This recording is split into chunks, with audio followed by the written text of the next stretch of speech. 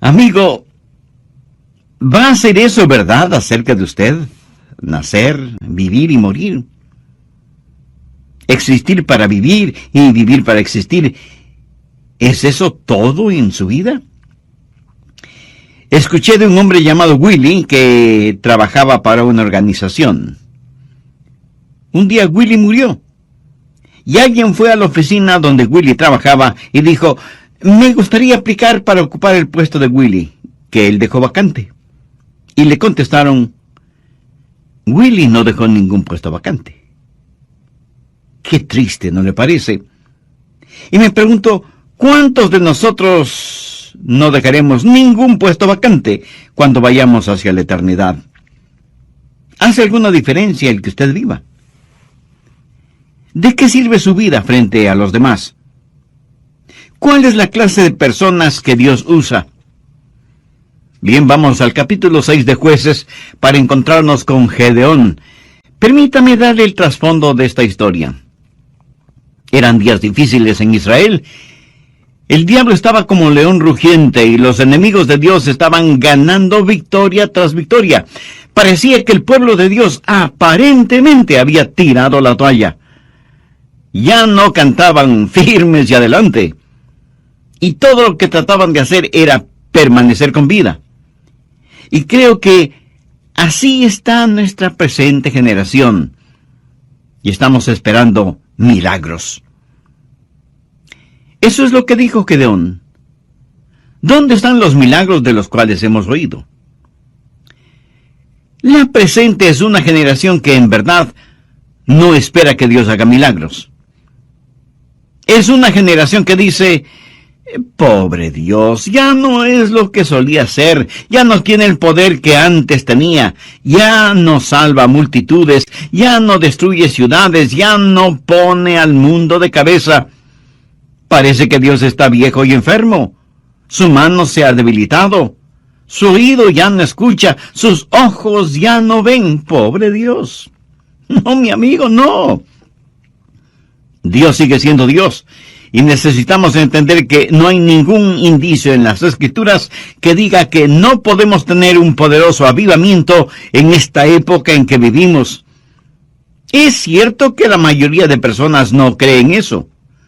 Cuando se habla de avivamiento, la gente sencillamente sonríe y dice que más bien está esperando el retorno de Jesús. Yo, como predicador de la palabra de Dios, quiero decirle que nunca ha habido una mejor época que esta para la predicación del glorioso Evangelio de Jesucristo. Y quiero decirle algo más. Dios le quiere a usted, señor. A usted, señora. A ustedes, jovencitos y niños. Dios los quiere en medio de todo esto porque Dios tiene un plan para su vida. Y debemos dejar de estar quejándonos y lloriqueando por estar viviendo en estos días de desafío. Jueces 6, desde el verso 11. Y vino el ángel de Jehová y se sentó debajo de la encina que está en Ofra, la cual era de Joás, Abieserita. Y su hijo Gedeón estaba sacudiendo el trigo en el lagar para esconderlo de los madianitas. Y el ángel de Jehová se le apareció y le dijo: Jehová está contigo, varón esforzado y valiente. Estas palabras del ángel seguramente sorprendieron a Gedeón porque él ciertamente no se consideraba ni esforzado ni valiente. La verdad es que él tenía mucho miedo por todo lo que estaba sucediendo. Mire la respuesta de Gedeón en el verso 13. Y Gedeón le respondió: ah, Señor mío, si Jehová está con nosotros, ¿por qué nos ha sobrevenido todo esto? ¿Y dónde están todas sus maravillas que nuestros padres nos han contado, diciendo: ¿no nos sacó Jehová de Egipto? Y ahora Jehová nos ha desamparado. Estoy seguro que hay muchos en la actualidad que sienten de la misma manera. Oh, cuán maravillosos fueron los tiempos pasados, cuando Dios se manifestaba tan poderosamente, pero ahora Dios nos ha dado las espaldas, Dios nos ha olvidado. ¿Sabe lo que Gedeón estaba tratando de hacer? estaba tratando de culpar a Dios por todos los problemas. Gedeón estaba esperando en Jehová, pero la verdad es que Dios estaba esperando en Gedeón. Gedeón dijo: y ahora Jehová nos ha desamparado y nos ha entregado en mano de los madianitas. Y mirándole Jehová le dijo: ve con esta tu fuerza. Aquí tenemos a un hombre muerto de miedo, a quien Dios le llama hombre de valor, y le dice: ve con esta tu fuerza y salvarás a Israel de la mano de los madianitas. ¿No te envío yo? Entonces le respondió: ah, Señor mío, ¿con qué salvaré yo a Israel? He aquí que mi familia es pobre en Manasés, y yo el menor de la casa de mi padre. Jehová le dijo: ciertamente yo estaré contigo, y derrotarás a los madianitas como un solo hombre. En otras palabras, Dios le dijo a Gedeón: Gedeón, tengo un trabajo para ti, porque eres un hombre de valor. Pienso que Gedeón habrá respondido: Señor, ¿estás seguro que te refieres a mí?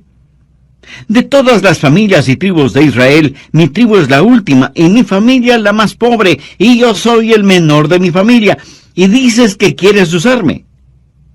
Sí, Gedeón, voy a usarte. Ahora présteme atención. No se atreva nunca a decir que Dios no puede usarle. Eso es como insultar a Dios.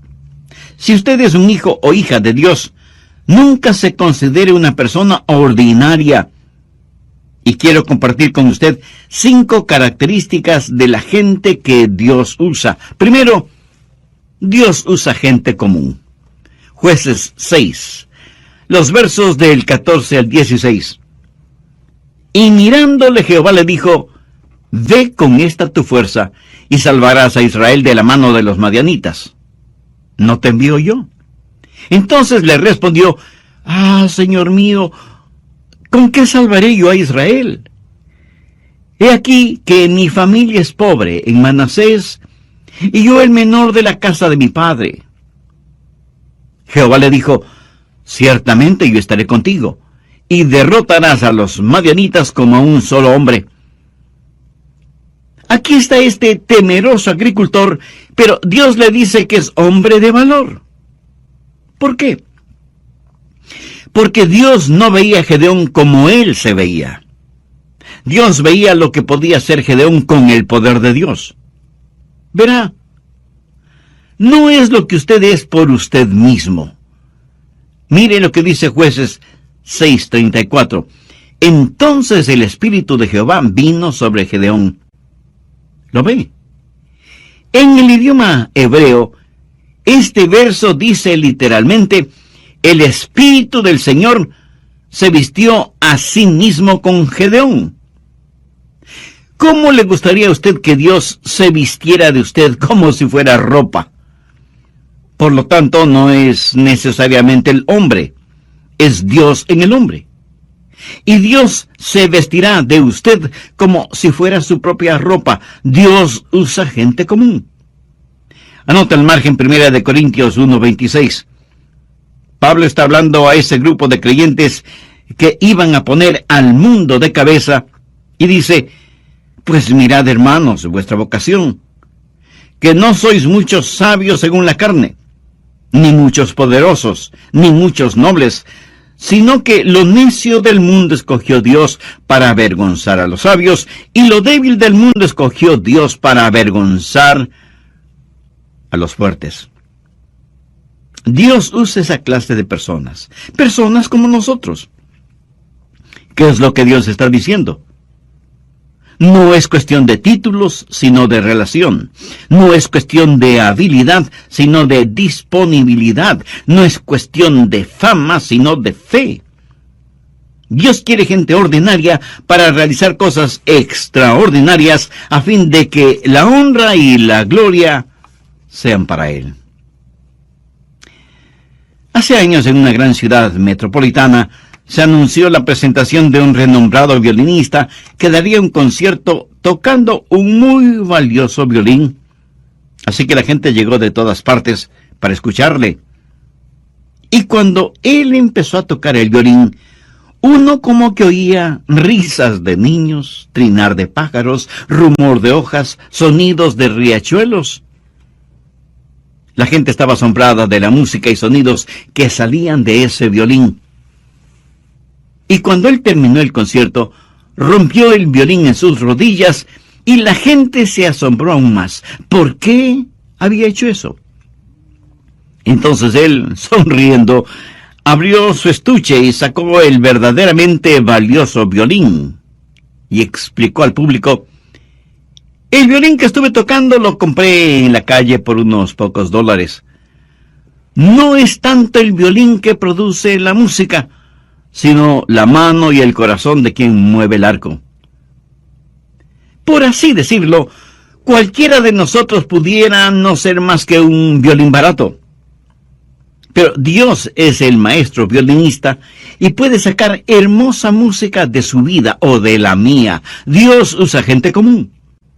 Dios puede utilizarle a usted o puede utilizarme a mí.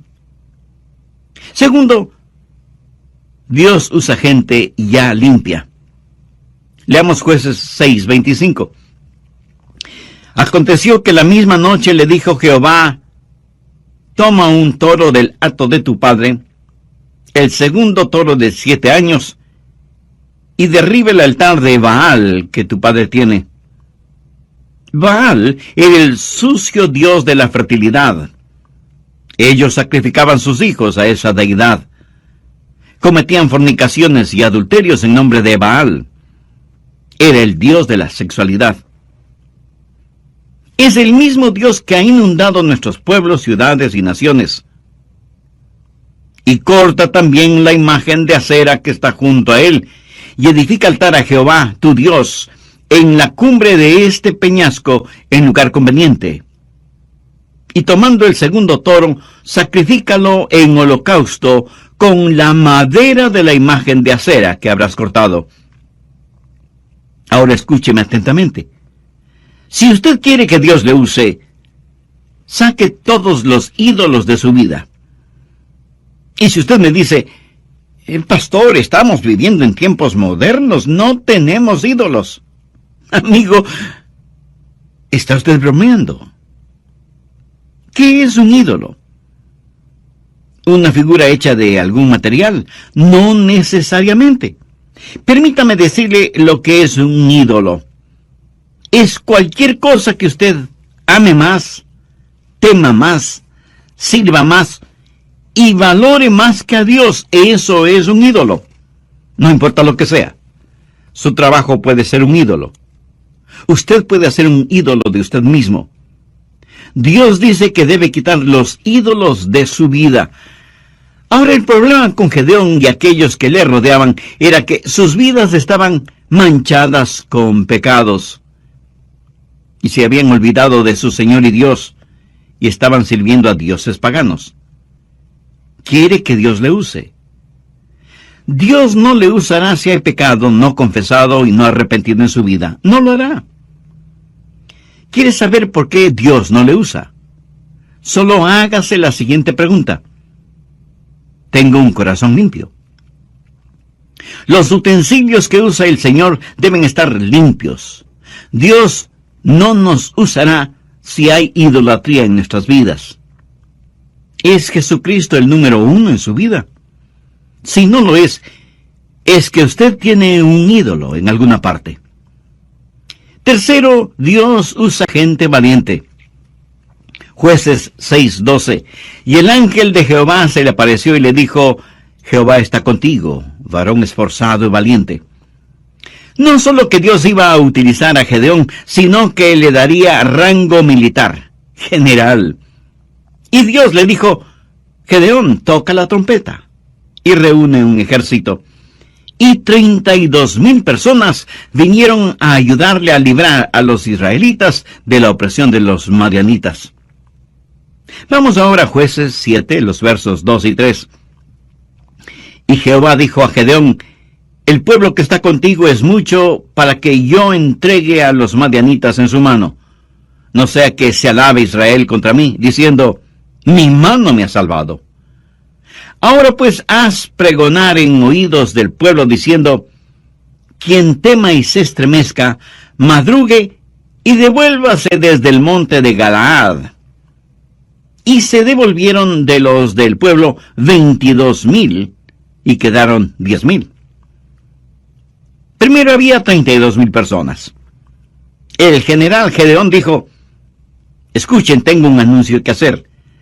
Si hay alguien aquí que tenga miedo, no lo podemos usar. Regrese a su casa, está disculpado. Y en estampida, 22,000 se hicieron humo. Quedaron 10,000. Gedeón quedó con la tercera parte de su ejército. Ahora, como entonces, si usted es un cobarde, Dios no le puede utilizar. Dios está buscando hombres esforzados y valientes. Dios no se impresiona con el número de miembros en una iglesia. Dios busca almas osadas, valientes, que no serán intimidadas. Amigo, los números no impresionan a Dios. Muchos orgullosamente dicen: nuestra congregación está creciendo. ¿Y qué? Los cementerios también crecen. Dios dice que si usted tiene temor, en español simple eso quiere decir, si usted es un cobarde, no puede utilizarle. ¿Por qué? Porque el temor y el miedo es infeccioso. Pero este punto lo estudiaremos a profundidad en nuestro próximo programa. No quiero finalizar hoy sin antes preguntarle: ¿está siendo usted utilizado por Dios? ¿Hay la disponibilidad de su parte para que Dios haga su voluntad en su vida? Reconozco que estas preguntas no tendrán ningún sentido para usted si es que usted no tiene una relación personal con el Señor Jesucristo. ¿Qué significa tener una relación personal con Él? Significa creer en Él, no solo en forma intelectual, sino confiar en Él y recibirle como el único Salvador y Señor. Significa que usted se reconoce como pecador y con genuino arrepentimiento le pide perdón a Dios en los méritos de lo que el Señor Jesucristo hizo por usted en la cruz del Calvario. Derramó su sangre y dio su propia vida para pagar la deuda de los pecados cometidos por usted. Significa que usted le entregue el control de su vida para que Él se manifieste por su intermedio. Significa que usted podrá decir, como dijo el apóstol Pablo: no vivo ya yo, sino que Cristo vive en mí. Significa que todo esto usted lo hace y lo agradece en el nombre de Jesús. Si usted hizo esa decisión espiritual aceptando a Cristo como su Salvador y Señor, y lo hizo con sincera fe, y usted me dirá: pastor, hay algunas cosas que me dan miedo. Bien, no estoy hablando de temores normales, como tener temor de las serpientes o el temor que se siente cuando, estando en un avión, ese avión es sacudido por una fuerte tormenta y nuestro corazón late aceleradamente. Hay miedos y temores normales. Son como autoprotectores, un instinto que Dios ha puesto en nosotros. Ahora, lo que sí es diferente es tener un espíritu de temor. ¿Ha visto usted a personas con un espíritu de temor? Veamos lo que dice Deuteronomio 28. Y volverán los oficiales a hablar al pueblo y dirán: ¿quién es hombre medroso y pusilánime? Vaya y vuélvase a su casa, y no apoque el corazón de sus hermanos como el corazón suyo. Dios dice que si hay una guerra, aquellos que tienen miedo no deben ir, porque no solo que no serán buenos soldados, sino que infectarán a otros con su temor. Por favor, busque 1 de Timoteo 1:7. Porque no nos ha dado Dios espíritu de cobardía, sino de poder, de amor y de dominio propio. ¿Qué es un espíritu de temor? Es como una neblina, simplemente está ahí, suspendido en el aire. No es como una tempestad o tormenta después de las cuales sale el sol. Si usted es un hijo o una hija de Dios, lleno con el Espíritu Santo, Dios le ha dado un espíritu de poder. Jesús dijo: recibiréis poder cuando haya venido sobre vosotros el Espíritu Santo. Permítanme preguntarle, ¿ama usted al Señor? Dios nos ha dado el espíritu de poder y de amor y de dominio propio. Y esa expresión dominio propio literalmente significa una mente que no puede ser avasallada. Una mente que ve las cosas como son, que no tiene miedo de fantasmas, ni del siniestro ministro del miedo que es el diablo mismo.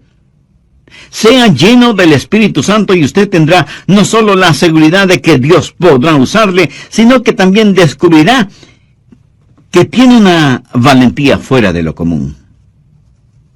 Cuarto, Dios usa personas cautas. Estoy seguro que de inmediato usted me dirá que eso es contradictorio. Pues no lo es. Veamos Jueces 7, los versos del 4 al 8. Y Jehová dijo a Gedeón, aún es mucho el pueblo, llévalos a las aguas, y allí te los probaré. Y del que yo te diga, vaya este contigo, irá contigo. Mas de cualquiera que yo te diga, este no vaya contigo, el tal no irá. Entonces llevó el pueblo a las aguas, y Jehová dijo a Gedeón, cualquiera que lamiere las aguas con su lengua como lame el perro, a aquel pondrás aparte. Asimismo, a cualquiera que se doblare sobre sus rodillas para beber. Y fue el número de los que lamieron llevando el agua con la mano a su boca, 300 hombres. Y todo el resto del pueblo se dobló sobre sus rodillas para beber las aguas. Entonces Jehová dijo a Gedeón, con estos 300 hombres que lamieron el agua, os salvaré, y entregaré a los madianitas en tus manos. Y váyase toda la demás gente, cada uno a su lugar. Y habiendo tomado provisiones para el pueblo y sus trompetas, envió a todos los israelitas cada uno a su tienda, y retuvo a aquellos 300 hombres, y tenía el campamento de Madián abajo en el valle. Dios dijo, muy bien, Gedeón, has enviado a los temerosos a sus casas, pero hay que hacer otra prueba. Trae a tu gente junto a la fuente de Arod, y diles que beban. Este valle es muy caliente. Yo he estado en ese valle y junto a esa fuente. Gedeón siguió las instrucciones de Dios y trajo a sus hombres para que tomaran agua. Algunos de ellos se agacharon y pusieron sus bocas en el agua de la fuente, empezando a succionar el agua. ¿Puede usted imaginarse lo vulnerable que se vuelve un hombre frente a su enemigo cuando está en esa posición? Y la Biblia dice que el enemigo estaba muy cerca. Sin embargo, hubo un grupo de 300 hombres que cogieron el agua entre sus manos y se las acercaban a la boca, siempre cautos, mirando hacia todo lado. Estos eran hombres cautelosos. Y usted dirá, pensé que hablábamos de hombres valientes.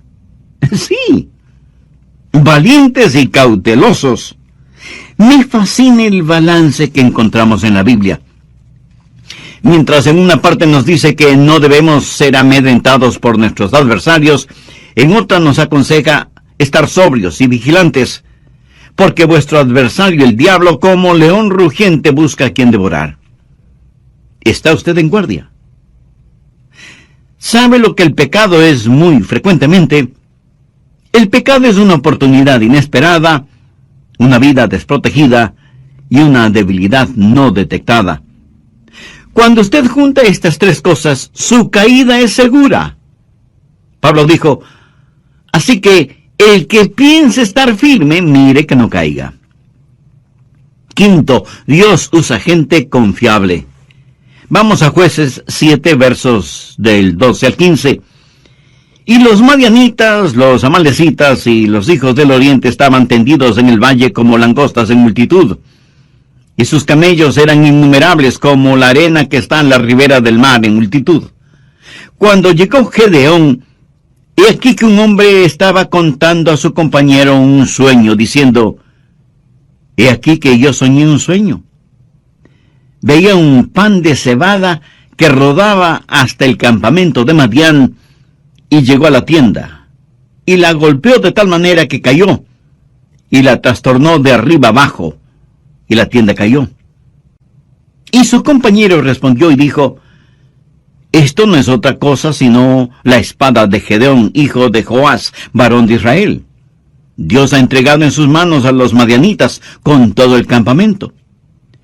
Cuando Gedeón oyó el relato del sueño y su interpretación, adoró, y vuelto al campamento de Israel dijo: levantaos, porque Jehová ha entregado el campamento de Madián en vuestras manos. Lo que sucedió fue lo siguiente. Aquí está un hombre que es un hombre común, que es un hombre valiente y que es un hombre cauto. Pero ahora necesita ser un hombre lleno de confianza y confiable. Necesita entender que Dios está con él, así que el Señor hace algo por él. Le dice: Gedeón, quiero que busques un compañero y que vayas al campo enemigo a hacer un reconocimiento y ver qué está pasando. Gedeón va, logra pasar la guardia y se infiltra en el campamento madianita. Se acerca a una carpa o tienda de campaña y escucha a dos personas conversando. La una le dice a la otra: anoche tuve un sueño terrible. Cuéntame, ¿qué soñaste? Vi un gran pan de cebada que venía rodando por la colina y se estrelló contra la tienda de campaña y todo se vino al suelo. Imagínate, un pan de cebada haciendo semejante destrucción. Y la otra persona respondió: ¿sabes lo que eso significa? ¿Sabes lo que tu sueño representa? Ese pan de cebada representa a Gedeón. Y eso quiere decir que estamos perdidos. La espada de Gedeón caerá sobre nosotros. Ahora recuerde que Gedeón está oyendo todo esto. Y quiero que piensen lo siguiente. En esos tiempos el pan de cebada era el pan más pobre que uno podía conseguir. No era pan de trigo, enriquecido con 12 o más vitaminas. Era el pan pobre para los pobres. Y en el sueño, ese pan de cebada viene rodando por la colina y destruye el campamento. Cuando Gedeón oyó esa conversación, regresó donde estaban sus hombres y les dijo: compañeros, hemos ganado. Déjeme decirle algo. Hay un temor en el infierno acerca de usted. Y usted dice: ¿acerca de mí? Pero si solo soy un pan de cebada. Precisamente ese es el punto. El diablo espera que usted nunca entienda quién es usted y qué es lo que tiene en el Señor Jesucristo. Y cuando usted dice que solo es un pan de cebada, eso es cierto, pero escúcheme. He visto a gente demasiado importante, según su propia opinión, que Dios no ha utilizado. Y he visto a gente que se consideraba pan de cebada siendo utilizada poderosamente por Dios. Dios quiere tomar gente ordinaria para realizar cosas extraordinarias. Por eso usted debe asegurarse de que su corazón está limpio y usted esté lleno del Espíritu. Un tigre y un león se encontraron junto a un lago para beber agua. El tigre le preguntó al león: ¿por qué te pasas rugiendo como un verdadero necio? Y el león le contestó con un brillo de astucia en sus ojos: amigo, eso no es necedad. Me llaman el rey de la selva porque me hago buena propaganda. Un conejito escuchó esta conversación y corrió como un rayo hacia su madriguera. Él pensó en imitar el plan de león, pero cuando quiso rugir, lo único que salió de su garganta fue un débil gritito. Un zorro que pasaba por ahí ese momento oyó ese gritito, se acercó a la madriguera para investigar y terminó comiendo un sabroso fricasé de conejo. Moraleja: cuando usted quiere hacerse propaganda, asegúrese de que tiene los atributos necesarios. Escuche, usted tendrá los atributos necesarios si su corazón está limpio y está lleno con el Espíritu Santo.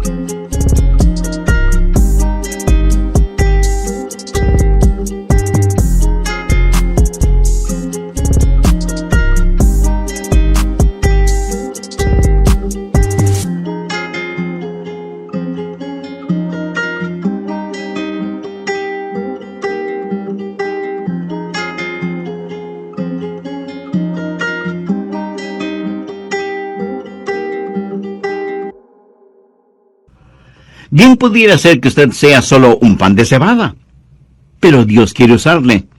El verdadero temor que hay en el infierno es porque uno de estos días los hijos de Dios van a descubrir qué es lo que son y qué es lo que tienen en el Señor Jesucristo.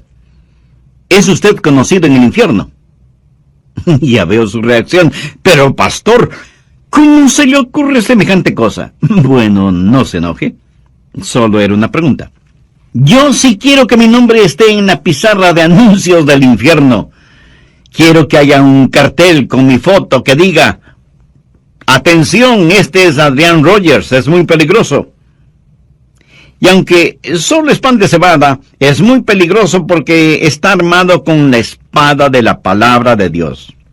Usted no puede tener su nombre en el salón de los cantones en el cielo, a menos que su nombre sea conocido y temido en el infierno. En el libro de los Hechos encontramos a unos hombres, de hecho, 7 hijos de un sacerdote judío llamado Esceva. Veamos Hechos capítulo 19, verso 13. Pero algunos de los judíos exorcistas ambulantes intentaron invocar el nombre del Señor Jesús sobre los que tenían espíritus malos, diciendo: os conjuro por Jesús, el que predica Pablo. Ellos no tenían un conocimiento personal de Jesús. Sabían acerca de él por la predicación de Pablo. Ahora ponga mucha atención al verso 15. Pero respondiendo el espíritu malo dijo: a Jesús conozco, y sé quién es Pablo. Pero vosotros, ¿quiénes sois? Por favor, no pase por alto las consecuencias de la falsa religión. Vea lo que dice el verso 16. Y el hombre en quien estaba el espíritu malo, saltando sobre ellos y dominándolos, pudo más que ellos, de tal manera que huyeron de aquella casa desnudos y heridos. Eso es religión de segunda clase. Ellos no dijeron: en el nombre de Jesús, a quien conocemos. Dijeron: en el nombre de Jesús, el que predica Pablo. Esa es religión de segunda clase. Usted no puede ir por ahí diciendo: en el nombre de Jesús, del cual predica el pastor Rogers. No. Amigos, su nombre necesita ser conocido en el infierno. Los demonios necesitan saber que usted es alguien, una persona ordinaria, pan de cebada, común, pero valiente, cauto, confiable, que está siendo usada por Dios. Dios les dio la victoria ese día. ¿Quiere usted vivir victoriosamente o simplemente se dirá de usted que nació, vivió y murió? ¿Qué diferencia hará usted en el mundo? ¿De qué va a servir su vida? Y por favor, no me venga con el cuento de que usted solo es una persona común, ordinaria. No me diga que es demasiado viejo, o demasiado joven, o demasiado pobre, o falto de educación formal. Recuerde que no muchos nobles, influyentes o poderosos son llamados.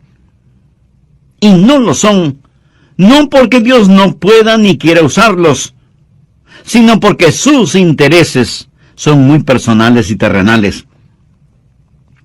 Es cierto que a lo mejor Dios no le use a usted en la forma que utiliza a otra persona. Por favor, no sea celoso de la forma en que otras personas son utilizadas por Dios. Después de todo, esa es una decisión de Dios, no suya. Usted no puede escoger su lugar de servicio.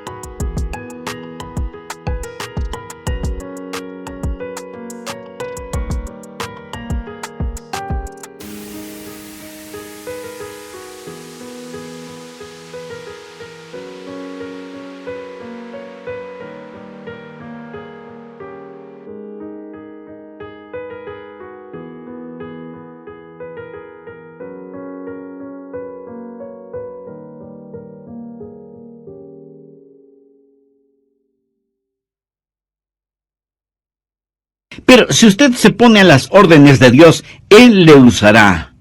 Yo creo eso con todo mi corazón. Anhelo que usted también lo crea. Debemos pedir a Dios que nos ayude como personas y como iglesias para estar listos a pelear la batalla que todavía no vemos. Que nuestro anhelo sea ser vasos escogidos y limpios para que Él pueda utilizarlos. Amigo, antes de que Dios pueda utilizarle, usted tiene que conocer a Cristo como su Salvador y Señor en forma personal. Todos somos pecadores. Pecadores por nacimiento, por naturaleza, por voluntad y por práctica. Nuestro pecado merece castigo. Pero Dios quiere perdonarnos y salvarnos. La Biblia dice en Hechos 16:31, cree en el Señor Jesucristo y será salvo. ¿Qué es lo que usted cree acerca del Señor Jesucristo? ¿Que Él derramó su sangre por usted?